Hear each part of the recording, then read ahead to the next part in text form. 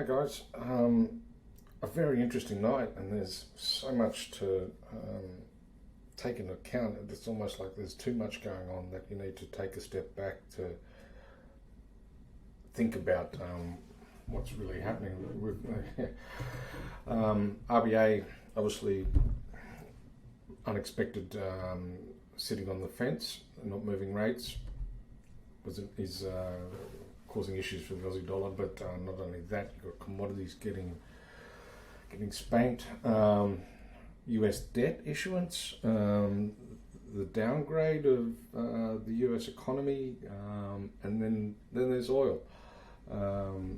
So we'll try and go through it and work it out, but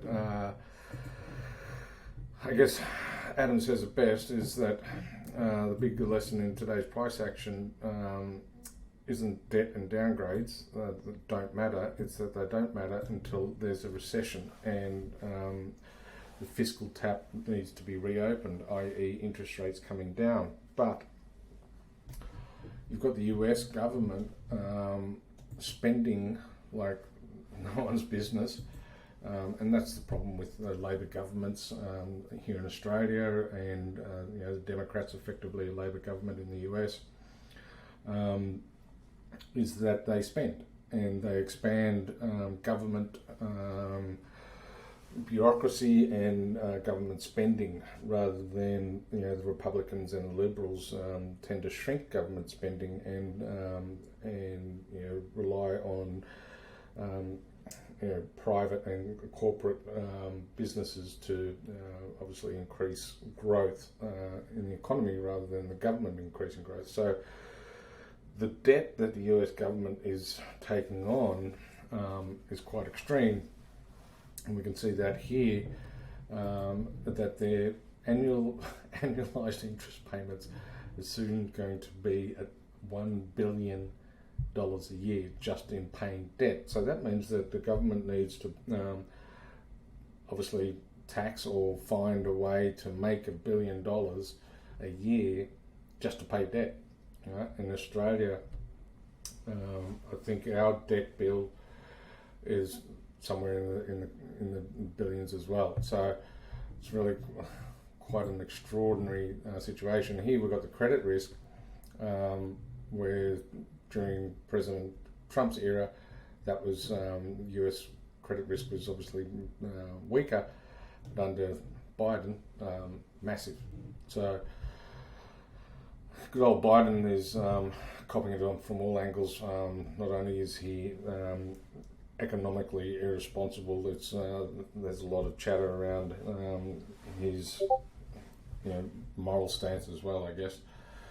Then we come to crude oil as well. So that's the debt.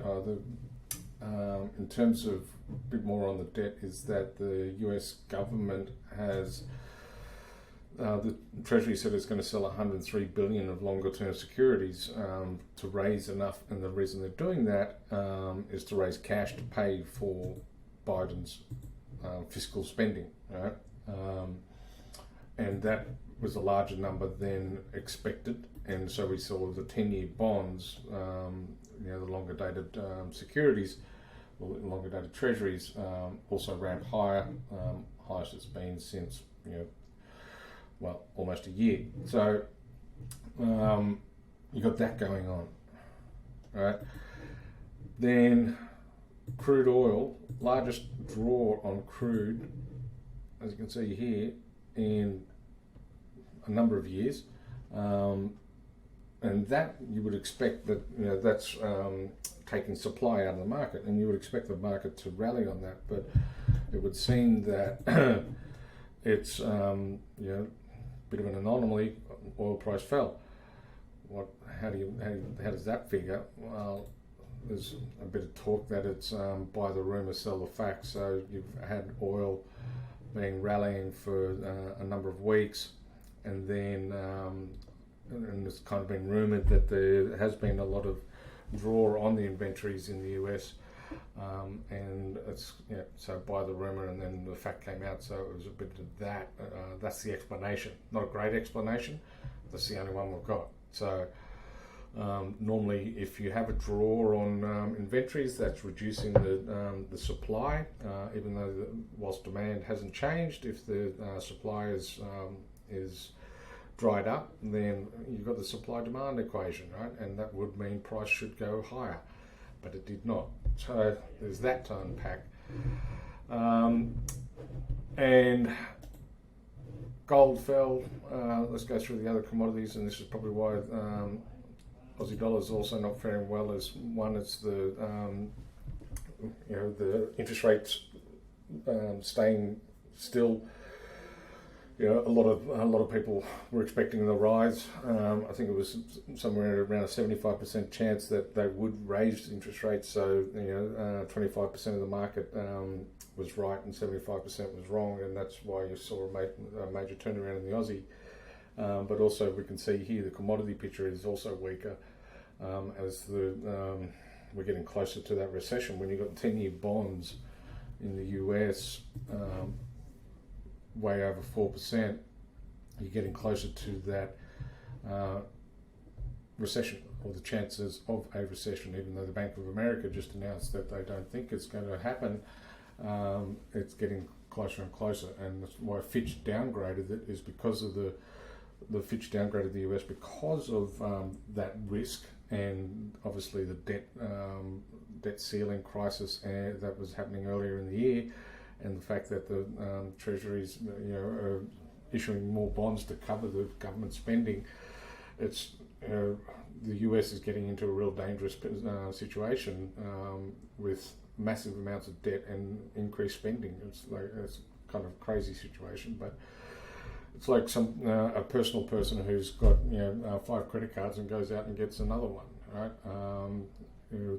Would a bank support that person if that person wanted to go and get a home loan?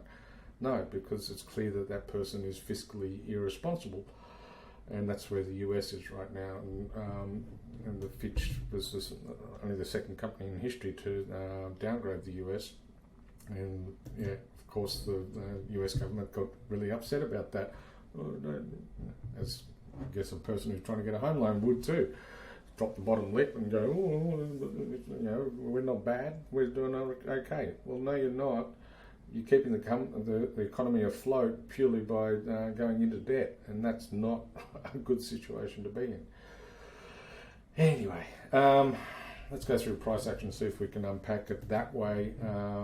So your US bonds, bond yields going higher, and you've got US stocks getting smashed, and particularly what they call the longer dated stocks, being NASDAQ, because it takes a long time for any tech stock to make money.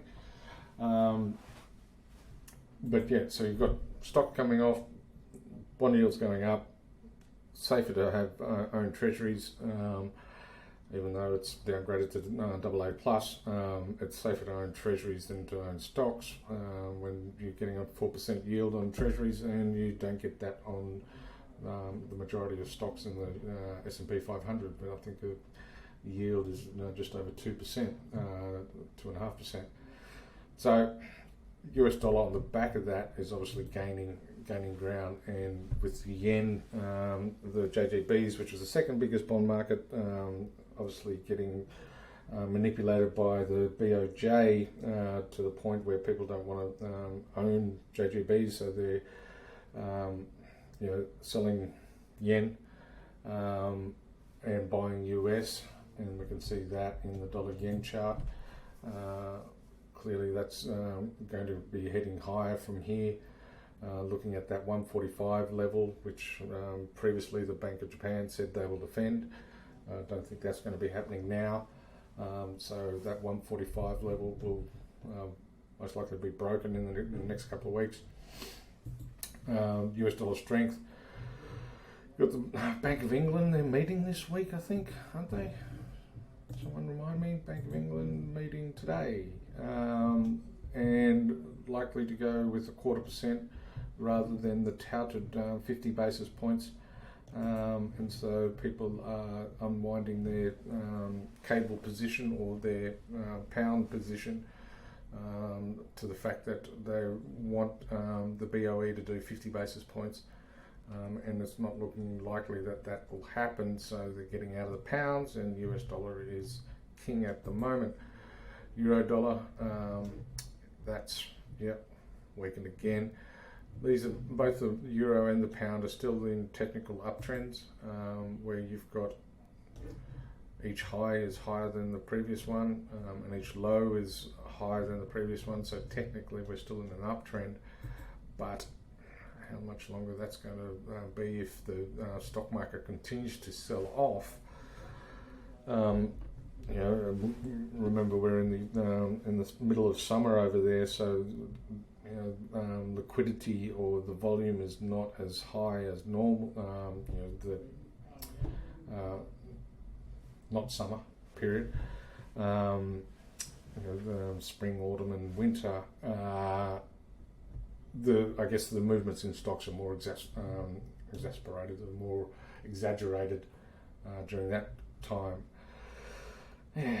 Aussie dollar back down 65. Well, we've been here for a couple of months. Are we going to break that? Probably not on this move. I would expect it to come back up to retest 66 before having another look at 65. Yeah, I think this week has been a week of confusion, and we need to sort of maybe take a step back and have a think about where things are, because you know, oil price tanking on less supply, i.e. the inventories. You've got the US debt and the issuance of new bonds from the Treasury. You've got the downgrade. It's just been a real tricky week, and to top it off, we're going to get payrolls tomorrow night. So yeah, I think it's a hard one to look at fundamentally this week, and maybe look for the weekend to have a fresher idea on things. Anyway, long-winded day. Sorry about that. I'm not sure. It just makes it difficult to see the fundamental picture when you get days like or nights like last night, and that makes the technical picture also difficult to read. So, leave that with you. Be safe. Trade accordingly. See you tomorrow.